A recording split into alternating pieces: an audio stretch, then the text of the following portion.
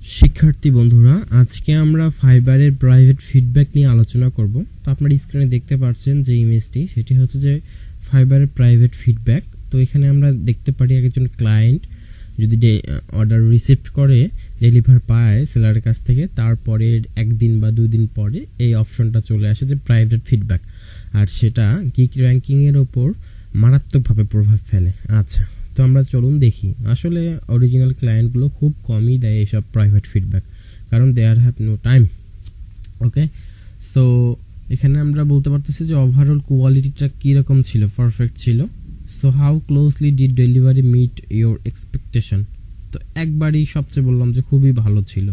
তারপর বলতেছে ওয়াজ delivery useful, সবচেয়ে কি ইউজফুল ছিল, তো এখানে ইয়েস দিব। তো এই ছিল প্রাইভেট ফিডব্যাক। তো চলুন আমরা আজকে একটি প্রাইভেট ফিডব্যাক দিয়ে ফেলি। তাছাড়া যদি আমরা আরও বেশি কিছু জানতে চাই তো লিখবো ফাইবার প্রাইভেট ফিডব্যাক, লিখে সার্চ করব। সার্চ করার পর একটা ব্লগ পাবো। সো সেই ব্লগে আমরা চলে যাব। সো আসলে এটা ফাইবার ফোরামে নিয়ে গেছে, যে বায়ার আসলে living public feedback profile, seller profile, অনেক কিছু এখানে লেখানো হয়েছে। যাই হোক, এগুলো তাহলে আমরা এখন দেখতেছি না, আমরা তো মেইন বিষয়টাই বলে দিয়েছি। আচ্ছা চলুন তাহলে আমরা এখন একটা প্রাইভেট ফিডব্যাক দিয়ে ফেলি।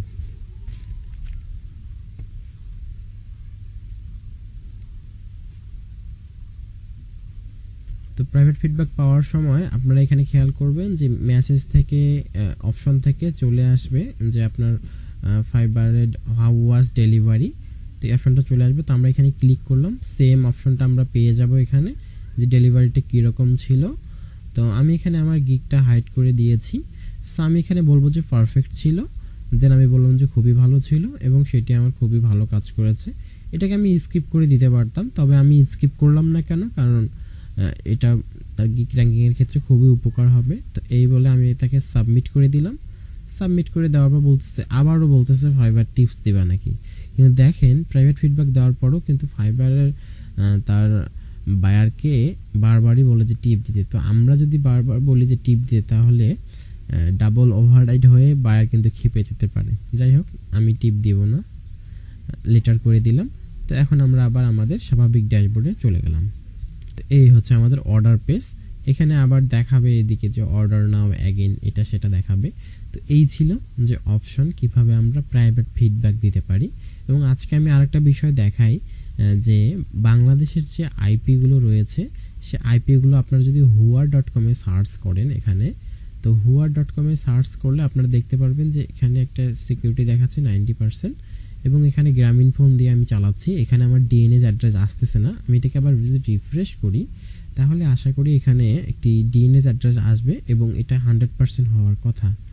তো দেখেন এখানে 100% হয়ে গেছে, তবে এখানে একটি ডিএনএস অ্যাড্রেস আসছে, এবং ডিএনএস অ্যাড্রেসটা কোন জায়গা থেকে আসতেছে, সেটা হচ্ছে বাংলাদেশ থেকে আসতেছে। বাংলাদেশের আইপি কোনো প্রক্সি নাই, ব্ল্যাক লিস্টেড না এই আইপিটা, এই জন্য 100% দেখাচ্ছে। এই জন্য আসলে অনেকে বলে যে আমরা মোডেম দিয়ে বা গ্রামীণ ফোন দিয়ে সিম দিয়ে যেন আমরা ফাইবারটাকে ব্যবহার করি বা ইন্টারনেট ব্রাউজিং করি, তার ফলে 100% সিকিউর থাকে এবং কোনো রকমের ডিডুপ্লিকেশন হওয়ার অপশন থাকে না। বাট আমরা যখন ওয়াইফাই ব্যবহার করি আমাদের সব আইপিগুলো সেম থাকে, ঠিক আছে, কারণ বাংলাদেশের ম্যাক্সিমাম আইপিগুলো শেয়ার্ড আইপি।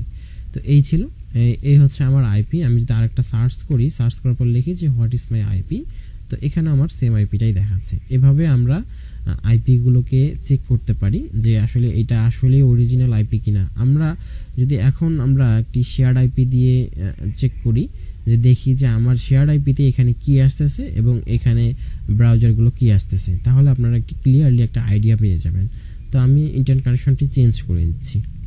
তো আমি একটি নতুন ট্যাব ওপেন করি এই রাইট ক্লিক থেকে। এখন আমরা আমাদের এখানে যে আইপিটা দেখতে পারবো সেটি হচ্ছে যে ইন্ডিয়ার সার্ভার থেকে আসছে। দ্যাটস মিন এখানে প্রক্সি মেবি আছে, তারপর এগুলো বলতেছে এই জন্যে। আচ্ছা যাই হোক, এখানে বাংলাদেশ সার্ভার আবার ডিএনএস দিয়ে দিয়েছে। দেখেন এটাও কিন্তু 100% হয়ে গিয়েছে, তবে সবসময় এটা 100% হবে না। ডিএনএস অ্যাড্রেস চেঞ্জ হওয়ার ফলে এই দেখেন ইন্ডিয়া আসছে, এই জন্য 70%। আবার যখন বাংলাদেশ আসবে তখন দেখেন 100%। তো প্রক্সি হচ্ছে এই জন্য মেবি দেখাচ্ছে। এখন যদি আমরা এখানে আমাদের আগে ছিল 37, রিফ্রেশ করলে 103 দেখতে পারবো। এটি হচ্ছে আমাদের পাবলিক আইপি, এবং পূর্ববর্তীটিও পাবলিক আইপি ছিল, তবে সেটি মোডেমের ছিল। তো এইভাবে আপনারা চেক করতে পারেন যে আপনাদের আইপিটা আসলে ভ্যালিড কিনা।